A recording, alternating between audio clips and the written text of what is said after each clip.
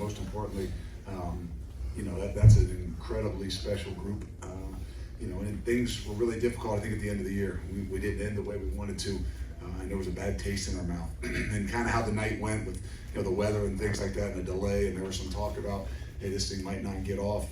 There was no way that I was going to leave Birmingham without those seniors and those guys in that locker room having an opportunity to go out there and put their, hard work on display for one another. And if we had to stay here till midnight, we'd have stayed here till midnight because those guys deserve that.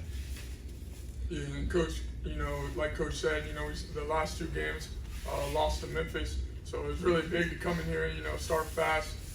And then Coach always talks about adversity. And, with the rain and everything, sitting over for an hour and a half, we haven't had that since, 2 years ago, UCF? Yeah, we didn't go back out there. Yeah, so, just being able to handle that and going back out there and finishing the game. All right, we'll open up for questions. And Emily has a microphone, if y'all would just raise your hand so she can find you. Des mentioned the UCF game. What can you explain about what happened during that weather delay and what the discussions were and obviously your point? I stayed out of the discussions. Actually, I give a lot of credit to John Cunningham, our new AD. I know that he came in for the first time. Hadn't had a whole lot of conversations with him, a little bit of time we've had together, and I think he was thrust into a leadership role right away. And I don't know, I didn't go in there because I didn't think that what I had to say was going to probably go over as well, because I probably wouldn't have said it the right way. Just being as emotional as I was. But I know there was some talk about, hey, this doesn't look good. And I told him, and he came in and asked me, I said, there's no way we're leaving this place without playing this football game some way, somehow. And he went to bat for us. Before he was announced, you talked about wanting an energetic AD. Is that a good example? Well, I think it's somebody that has leadership skills that's going to believe in the things that we're doing. And, I think it's a great start. It's a great start. And I don't know exactly what went on in there, but I know there was some talk, and there wasn't somebody that was going to bend. They had our back and these guys' back, even though he doesn't know us or didn't know us. Des, what was the player experience just during that time? Everyone was just kind of, just chilling around the locker room because we didn't know how long it was going to be. It could have been 30 minutes. It could have been multiple hours. So, once we first got that first 30 minutes, everyone was kind of, juiced up, still ready to go. But then once we found out that it was going to be a little bit longer, people started taking off the pads, kind of relaxing a little bit, just so you don't get your nerves up and waste all your energy. But then once we heard that 10-minute mark, we were ready to go, then Coach Brady got us all circled up. We all started stretching and, kind of put a little twist to it. It was kind of going crazy a little bit, but it was fun. It was a real big crazy. I was in the locker room. I'm like, oh my goodness. I don't know who's leading this crew out there, but I don't know. Coach Brady is kind of in the same mode as a lot of these guys. And I kept thinking back to, I think we're going to have another 20 or 30 minutes. I'm not sure I want these guys jumping around and dancing like they are right now, but I know this, that when they said there was 5 minutes ago, they would have been out there, and not warmed up. They wanted to play the game. They worked so hard. It didn't matter, what I said. I don't think they would have left that locker room without the opportunity to go out and play. Crazy by Brady standards, or just more and more? I don't know. I try to stay out of it, but it's energy. I think that's what the program is built around. These guys understand and know that. You got to have an incredible amount of energy to play this game and to be successful with this team. Des, as a quarterback, when you see it's raining that hard and the conditions are like that, what's your approach or mindset? So, we had our base opener plays, just, what we were going to come out and what we do every game, and then weather depending. So, we came out and we were going to see during warm-ups how we were able to throw the ball. We weren't able to get through our full warm-up, so we weren't really able to see because it was raining. But then when we came back out, it wasn't raining. But then as soon as we stepped on the field, it started pouring down raining again. So, that kind of changed our mindset a little bit. But, we're an offensive line-driven program, so, at the end of the day, we can rely on the run game to keep us going. And then for Luke, second consecutive season with 11 wins. He ended with a bowl game win over an ACC team. I know you got more time for reflection later, but where do you feel about where your program is? No, I think we're in a great place, but you never can get complacent, and that's kind of what I hit him with in there. That this feels really good, and this is well deserved. And I told him before the game that that things don't ever happen the way you want them to. You got this script and the things that you want, and there's always going to be adversity, and this didn't go as we wanted it to. We lost the last 2 games. We didn't have a chance to win the championship, but that doesn't define you and your ability to continue to fight and move on. be proud of where you are and the opportunities you have. Because I told them this is where we belong. You know, whatever you thought and whatever you believed that we should have done or could have done, this is where we belong. And at this moment, we got to take care of business. And you know, I think that just seeing the energy that those guys had and how they played out there tonight, you know, obviously gives you a great feeling moving into the off season and into the winter, and that not just where we're headed, but what kind of guys we got in that locker room. Perry and Brian had 2 great games. Led you guys in tackles. They're 2 of those seniors that you talked about that are so special. Why is that? Why will that group be so special for you? For the Well, at rest of times your they're really difficult to, and that's just being honest. I tell B Wright that all the time. But that's, you know, what makes you grow as a coach as well. You know, that there's all different kinds of personalities, and finding a way to get those personalities to commit to each other, to believe in the things that are happening. Obviously, it's a lot easier when you can see it, when you see the wins and you see the success in front of you. But it didn't just happen via the wins.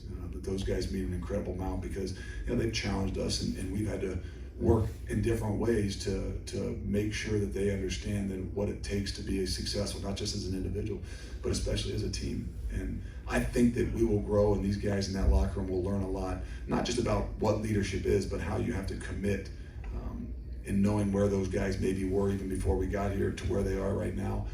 I think is what you love about the game and what you love about coaching 18 to 22-year-olds. And for Des, there's a lot of exiting seniors on your side of the ball. Josiah and Morgan and Chris.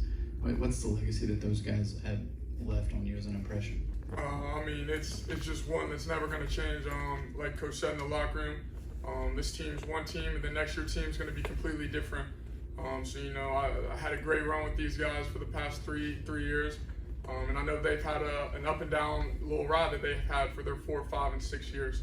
But those guys in that locker room, those seniors, they mean so much to our team, so much to the program, so much to the university. And, you know, we really just follow behind them because without them, we wouldn't be here. Des, you weren't able to play in one of the Memphis losses, but then you come back today and have 4 touchdowns and two records as far as touchdowns in bowl games. How big was it for you personally to get that bad taste out of your mouth? I mean, it wasn't just for me personally. It was mostly for the team because I don't know if you guys ever lost a conference championship, but that's not a good taste. Especially to go out. If we would have lost today, you know, 3 losses in the end, that's not a good taste for anyone. So come out here and get a dub as a team, it was a good feeling. Probably for both of y'all. It seemed like I think the teams had combined for something like 21 yards first 7 minutes. You sit out for an hour and a half. Did y'all come out maybe more? I mean, a lot of times there's bowl game jitters. Did y'all come out a little more focused after that rain delay? Start moving the ball? I wouldn't say focus, maybe a little bit more energy just because people had been sitting around for a little while, but everyone's focus was there from the beginning. Like Coach always tells us, when the foot hits the ball, that's when our guys are going. So I think it wasn't really about the focus, more about the energy just kind of going. Did you see a difference? No, I did. I think it has something to do with when you feel something that is slipping away, and I just mean that there's an opportunity. Tonight there was an opportunity, a slight one because we wouldn't have left, but there was a slight opportunity that something could be taken from them without, you know, really truly having an opportunity to go earn it and do it yourself. And I think that was a motivating thing a little bit because, you know, you never really realize what you got until it's gone. And there was an opportunity and there was a time right there when there maybe was some doubt that these older guys, especially seniors, are going to get an opportunity to go out and, you know, finish this thing and try to do it their way. I think that was something that maybe hit a little bit home and gave us a little extra boost and energy to go out there for that. I'm not saying just the second half, but the last 3 quarters of the game. What's it say about your guys that they had those 2 tough losses at the end, and then they come out and they're, after that delay at least, they're in control pretty much both sides of the ball? I think that it tells you what you got inside that locker room because it's really, when you're that close, it sometimes hurts even more. You know, last year we went 11-2, but we didn't get a chance to play in the conference championship. So you didn't have that hardship, you didn't have that shot, that something that was taken from you so close.